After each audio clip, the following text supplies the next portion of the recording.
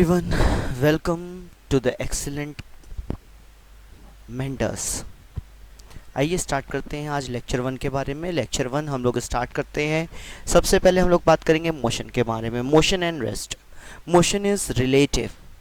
जैसे आप देख रहे हो कार मूव कर रही है, बाइसिकल मूव कर रही है और साथ ही में बर्ड्स भी मूव कर रही है।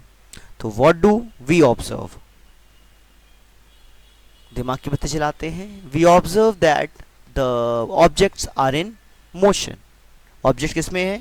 मोशन में है। What do we say? This object is motion. Why we do we say? Answer है इस चैप्टर के अंदर। चैप्टर का नाम है मोशन। तो चलिए आइए, what is mean by motion, जैसे कि चैप्टर का नाम है। तो let us consider an example of observer watching a car. तो कार क्या हुई? उसके सामने से चली गई। तो कार क्या हो गया? The position of car is changing with respect to the surrounding. So the car is in motion.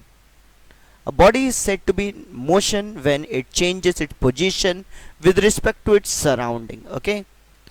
यहाँ पे आप वॉच देख रहे हो। वॉच की जो हैंड है क्लॉक की, ये देखो, ये जो हैंड है ना क्लॉक की, ये हैंड, ये क्या हो रही है? ये मूव कर रही है। ये जो हैंड है ए, ये वाली ए, ये मूव कर रही है ना। पोजीशन देखो, अभी यहाँ थी, अब क्या हुई?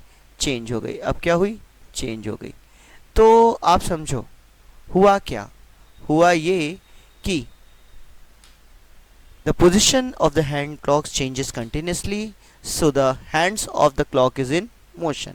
सेम उसी तरह वाटरफॉल में क्या हो रहा है? वाटर फ्लो हो रहा है। In river the position of water changes continuously, so the water is in motion. Same sun के अराउंड अर्थ रिवॉल्व कर रहा है। तो क्या होता है यहाँ पे? कहेंगे due to revolution the position of the earth with respect to the sun changes continuously, तो the earth is in motion. What is meant by rest? तो एक एग्जांपल है कार का। कार खड़ी हुई है, ऑब्जर्व देख रहा है। अब क्या हो रहा है? The position of car not changing with respect to the surrounding, so the car is at rest. A body is said to be at rest when does not change its position with respect to its surrounding. Okay? चलिए, बहुत ही अच्छी बात है। Motion is relative. कैसे? आप देख रहे हो अर्थ मूव कर रहा है, लेकिन हम लोग को तो दिख रहा है ना कि हम लोग के सामने चीज़ें रुकी हुई है, बट अर्थ मूव कर रहा है। अर्थ के पास कोई स्पेसशिप मूव कर रही है। अब स्पेसशिप से देखा जाए तो स्टैचू ऑफ लिबर्टी मूव करता हुआ दिखाएगा, बट हम वहाँ पे खड़े रहे तो स्टैचू ऑफ लिबर्टी क्या दिखाई देगा? रुका हुआ दिखाई देगा। A body can be moving for one observer at the same time at rest for the another observer. तो इसी को कहते हैं मोशन रिलेटिव है, क्योंकि ये डिपेंड करता है ऑब्जर्वर पर। ओके, बात करते हैं एमसीक्यूज की। What is said to be? Relation relative. Motion is said to be motion relative है, relative motion. Perfect. When in the body changes its with respect to its surrounding. When in motion the body, तो position change करता है। ठीक है। An object may appear to be moving for one person and stationary for other person. ठीक है, तो ये सारे मैंने आंसर आपको करा दिए हैं, आप इसे नोट कर लीजिएगा।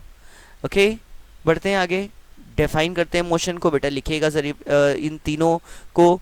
आंसर है motion is said to be in motion, sorry, a body is said to be in motion if it changes position with respect to its surrounding. Rest को बात किया जाए तो a body is said to be rest at if it does not change its position with respect to surrounding, or motion is relative. A body can be moving for one observer at the same time and rest for another observer. Okay? तो इसी के साथ हम अपनी class यहीं पे over करते हैं। नेक्स्ट लेक्चर में बाकी चीज़ों की बात करेंगे। Thank you.